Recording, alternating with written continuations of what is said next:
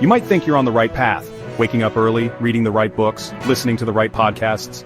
You're hustling, you're grinding, you're checking all the boxes on your self-improvement to-do list. But what if I told you that despite all your effort, you're still unknowingly sabotaging your own growth? What if the single most powerful secret to getting everything you've ever wanted isn't about adding more to your plate, but about mastering one simple, forgotten art? The legendary business philosopher Jim Rohn, a man who mentored titans of industry, distilled the secret to success down to a single word. A word so simple, it's almost offensive. And in our complex world of productivity hacks and complicated frameworks, we've completely overlooked its power.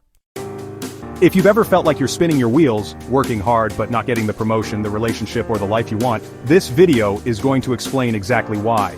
I'm going to break down Jim Rohn's timeless formula into 5 powerful principles that, once understood, will change the way you approach your entire life. The good news? The secret isn't hard, but almost everyone gets it wrong. So if you're serious about finally getting whatever you want, this breakdown is the wake-up call you didn't know you needed. How to get whatever you want, 5 principles from Jim Rohn that change everything. So what is this magical, life-changing secret? What is the one thing that separates those who get what they want from those who don't? Jim Rohn lays it out with a smile. The title of his notes was, How to Get Whatever You Want. Ask, that's it, end of notes. Ask, that's it. Now you might be tempted to click away. Ask, that's the big secret, but stick with me, because dismissing this is the first and biggest mistake. It's not just about the word, it's about the entire universe of mindset and action that orbits around it. Principle number 1, asking is the beginning of receiving. Jim Rohn says asking is the beginning of receiving. Asking starts a unique mental and emotional process. And really that's where it all starts, you know? We're taught from a young age not to ask. Don't be a bother, figure it out yourself. People don't like needy. We internalize this and honestly carry it into adulthood. We think being self-sufficient means never asking for anything. We believe that if we just work hard enough, someone will notice and give us what we deserve without us ever having to voice it. But this is a fantasy. The world is just too busy and too loud for your silent hard work to be your only spokesperson. Failing to ask is like sitting in a restaurant, starving and expecting the waiter to read your mind and bring you your favorite dish. It's never going to happen. Okay, so for a 5-year-old, imagine you want to play with the big red truck that your friend has. If you just stand there and look at it, you'll probably never get to play. But if you walk over and say, "Can I please have a turn with the red truck?" you actually start the process. Your friend might say yes right away, or they might say in 5 minutes, but now they know you want it. The possibility of you getting the truck just went from 0% to maybe 50% or more, just because you asked. Now let's look at a practical example in your career. You want a raise. You've been working extra hours, taking on more responsibility, and exceeding your targets. You think, surely my boss sees my value. They'll offer me a raise soon. A year goes by, nothing. Your boss isn't a mind reader. They are managing budgets, other employees, and their own workload. By not asking, you haven't even entered the game. And the harm? Well, you're leaving money, opportunity, and recognition on the table, all while building resentment. So what should you do instead? You must be the one to initiate the process. Asking isn't a sign of weakness, it's actually a sign of clarity. It shows you know what you want and you respect the other person enough to include them in the process. Alright, here's your action step. For the next 7 days, I want you to practice asking for small things. You know, ask a barista for a specific recommendation. Maybe ask a colleague for their opinion on an email before you send it. Or ask your partner to handle a chore you normally do. The idea is to start building that asking muscle on the little things, so it's strong enough for the big things down the road.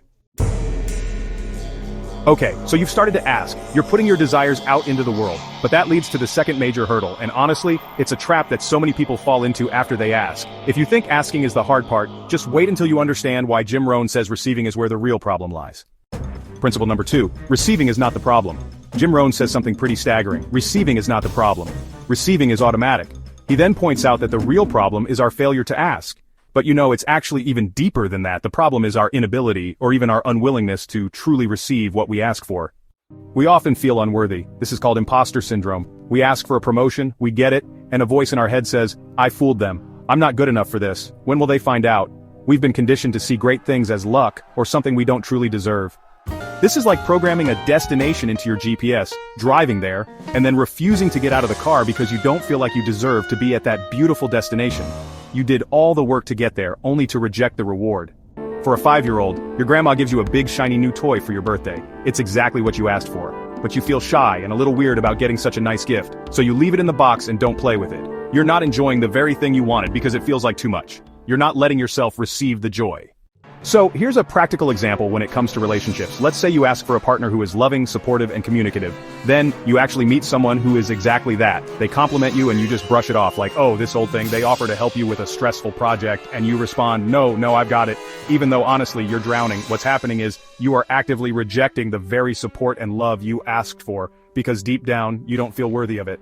And the harm in that? Well, you end up pushing away good people and reinforcing your belief that you're alone in the world.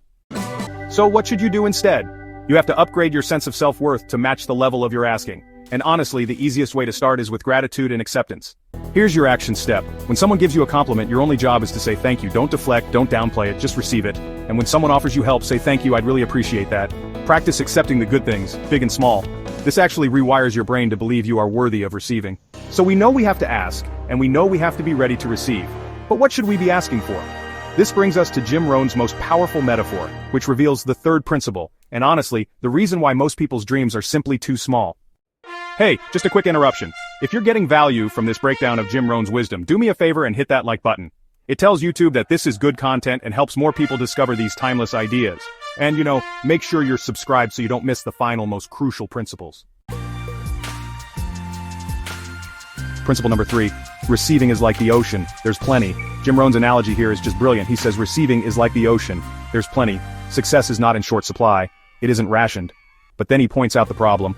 Some people go to the ocean with a teaspoon. We live in a world that, honestly, often screams scarcity. There are only so many jobs, so much money, so much opportunity. We're taught to compete for scraps. This creates what I like to call a teaspoon mindset. We're afraid to ask for a bucket's worth because we think if we take a bucket full, there won't be enough for anyone else. Or that, it's just too greedy to even ask for that much.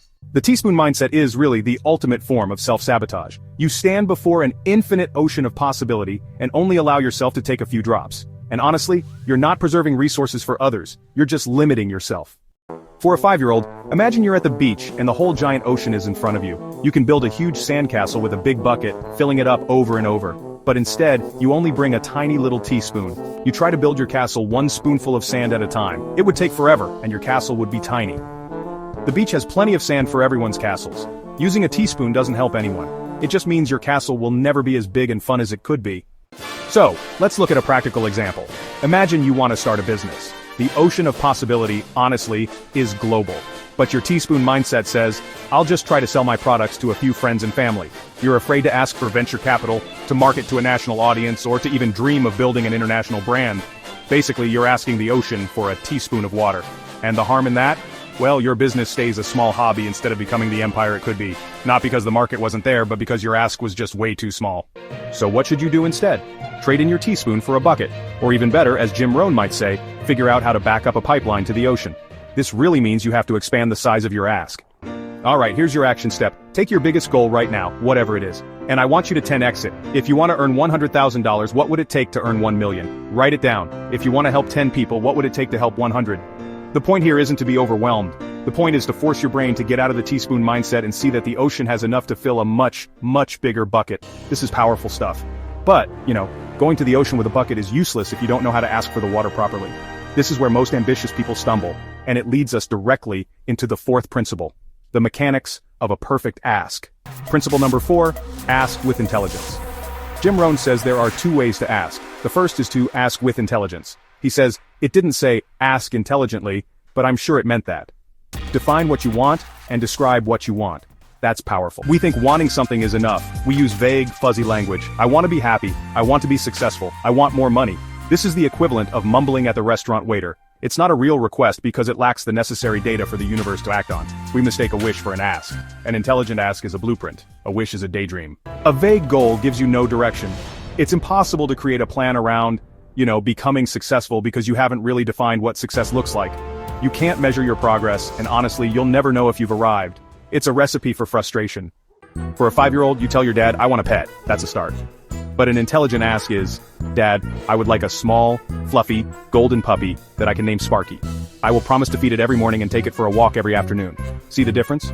Now your dad knows exactly what you want and what you're willing to do for it. He has a clear request he can say yes or no to. Practical example, fitness. Your vague ask is, I want to get in shape. What does that even mean? How do you start?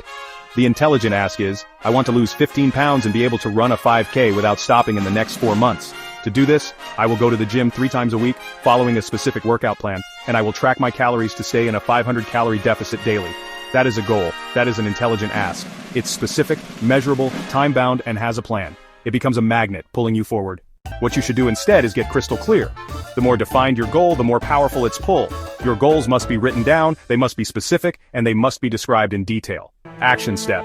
Take one of your goals and rewrite it using the intelligent ask formula. Answer these questions. What exactly do I want? Be specific. Numbers, names, colors. When do I want it by? Give it a deadline. Why do I want it? Connect it to a deep emotional reason. Who do I need to become to get it? What skills or habits do I need? This transforms a wish into a project plan. Now for the final piece of the puzzle. You can have the biggest bucket and the most intelligent plan in the world, but without this last ingredient, your efforts will fall flat. This is the part that feels the most magical, and honestly, it's the one our logical adult brains resist the most. Principle number 5 is to ask with faith.